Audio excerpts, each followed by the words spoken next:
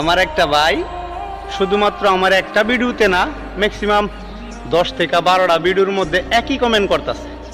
ভাইটা আমার কাছে জানতে চাইতেছে যে ভাই, আপনি তো আপনার বাবার ইনকামের টাকাও খাইছেন, এখন যে নিজে ইনকাম করতেছেন ওইটাও খাইতেছেন। এই বাবার ইনকাম আর আপনার ইনকামের মধ্যে পার্থক্যটা কি? সত্যি বলতে ভাই, আমার বাবা যখন ইনকাম করতো, আমি হয়তো বা ইনকামের সমস্ত টাকা পয়সা নিজের হাতে হাতাইতে পারতাম না, তবে কোনোদিন রাত্রে না খায় ঘুমাইতাম না। এখন তো মাশাআল্লাহ আমি অনেক টাকা ইনকাম করি, তবে অনেক দিন ওই রাত্রের বেলা না খায় ঘুমাইতে হয়। সত্যি বলতে অভাবের কারণে না, বিষয়টা হয়েছে ব্যস্ততা। হয়তো ব্যস্ততার কারণে আমি অল্প খায় উঠা পড়তে হয়, আর না হয়তো রাত্রেবেলা না খায় ঘুমাইতে হয়।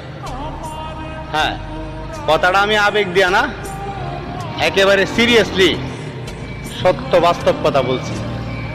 হ্যাঁ।